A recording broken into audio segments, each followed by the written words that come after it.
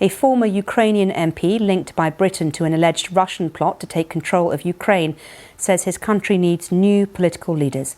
But Yevhen Murayev dismissed Britain's allegation that Russia was planning to install him after a possible invasion. The Taliban are meeting civil society groups and women's rights activists in Norway as they seek access to billions of dollars frozen in US banks. During the three-day gathering, the delegation will also meet Western diplomats. There's been heavy gunfire at military bases in Burkina Faso, including two in the capital, Ouagadougou. Mutinous troops are demanding more support for their campaign against an Islamist insurgency which is spreading across the country. And Tonga's government has warned there's a long road to recovery, 8 days since it was devastated by a volcanic eruption and tsunami. Secretary of State Antony Blinken said the U.S. would formally address Russia's claims that Western powers threaten its security. The move comes as both sides agreed to continue talks on how to avert a possible Russian invasion of Ukraine. Russia has amassed about 100,000 troops near Ukraine in response to what it says are threats to its security from NATO and other Western powers. GlaxoSmithKline and its partner Vir Biotechnology are ramping up production of their COVID-19 antibody treatment, racing to increase output by adding a second factory. Demand is high because it's the only such drug authorized in the U.S. for newly infected patients that's been found to work against Omicron. And singer Michael Lee Aday, better known as Meatloaf, has died at age 74.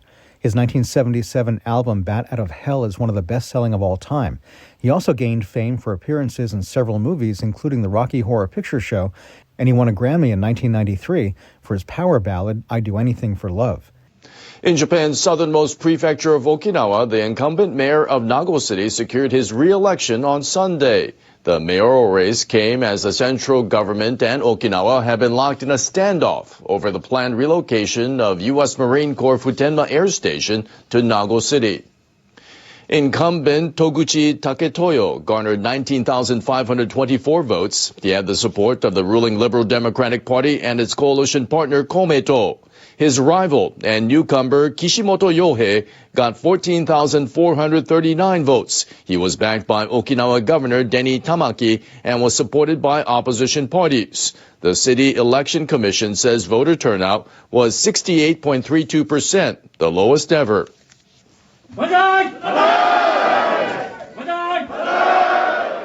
During the campaign, Toguchi refrained from saying whether he was for or against the planned relocation. He instead said he would wait and see how the rift between the central and prefectural governments pans out. Toguchi noted the tug-of-war between the central and prefectural governments over the relocation plan. Kishimoto called for the relocation plan's cancellation.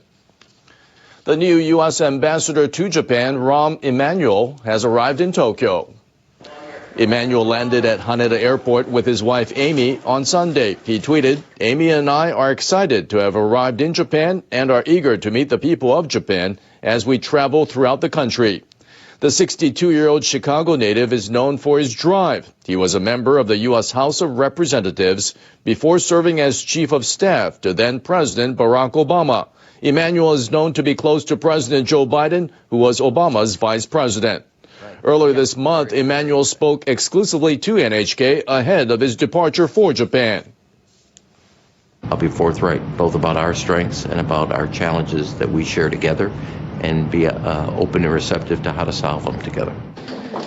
The post of U.S. ambassador to Japan had been vacant for about 2.5 years. William Hagerty stepped down in July 2019 to run for the Senate. The U.S. Embassy in Tokyo says Emanuel is expected to begin work after quarantining for 10 days at his official residence in the capital.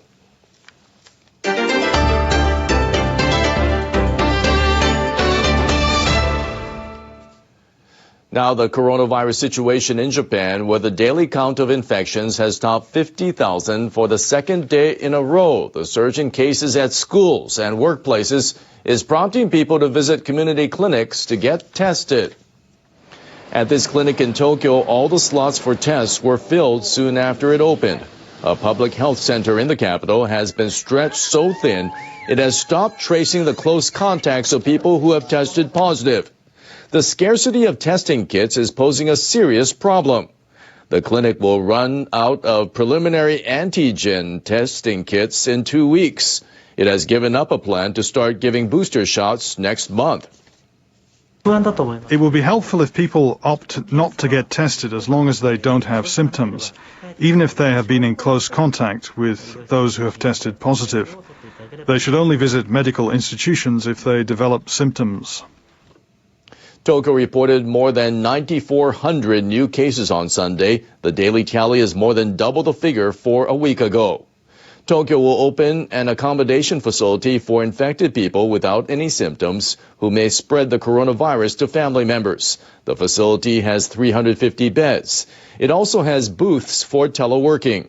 Tokyo Governor Koike Yuriko visited the facility before it opens on Tuesday. We have set up this facility for infected people who do not have symptoms. We hope they will use it effectively. The coronavirus continues to spread across Japan. Intensive measures to stop the spread of the virus are now in place in 16 prefectures. Other prefectures have also requested a quasi-emergency, including Osaka. The U.S. Centers for Disease Control and Prevention says a booster dose of a coronavirus vaccine is 90% effective in preventing hospitalization from the Omicron variant. Following a third dose, vaccine effectiveness against hospitalization with Omicron increased to 90%, nearly matching the effectiveness against the Delta variant and even higher than vaccine effectiveness after the first two doses. The CDC released its new study on the effectiveness of booster shots of the Pfizer and Moderna vaccines. It's based on data from medical institutions across the United States.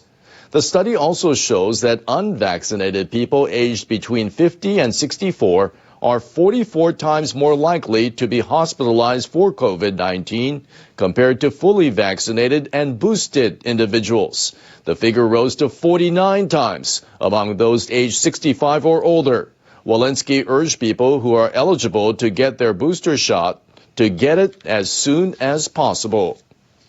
Sunday marks 2 years since China locked down the city of Wuhan after the world's first COVID-19 outbreak there. The Chinese government detained people who tried to tell the world about the situation in the city as the coronavirus spread.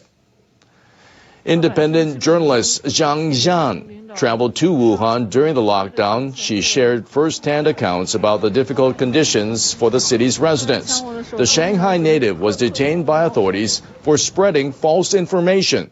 In December 2020, a court sentenced Zhang to 4 years in prison for disrupting public order. She is still in prison. Her lawyers argue the ruling was unfair. Last November, the U.S. Department of State and international human rights groups urged the Chinese government to free her immediately. One of her lawyers, Zhang Keke, says freedom of speech should be guaranteed evenly both in and outside the court. I hope Jan will be released as soon as possible and her health will get better. I want many people to pay attention to this issue. Some people say President Xi Jinping's leadership delayed the initial response to the outbreak in Wuhan. The Chinese government is apparently trying to control information to stem critical opinions. Scientists are still studying the volcanic eruption off the island nation of Tonga earlier this month. A European Earth observation satellite captured images of what appears to be the wave activity following the event. The satellite passed near Tonga and collected data about 13 hours after the eruption on January 15th. The satellite's radar was centered near Tofua Island, about 100 kilometers north of the volcano. Semicircular waves can be seen spreading over dozens of kilometers around the island. Professor Mori Nobuhito at the Disaster Prevention Research Institute of Kyoto University is an expert on tsunamis and high waves. He says the images show the sea surface change after the eruption. Mori says each wave was up to 5 kilometers apart from the next one. That interval is much narrower than those of tsunamis generated by earthquakes. He says this shorter period between each wave corresponds with data collected by tide gauges at various locations after the eruption. Mori says this observation is very rare. The data can help scientists understand how the sea surface changed after the eruption. Those were the stories for this hour.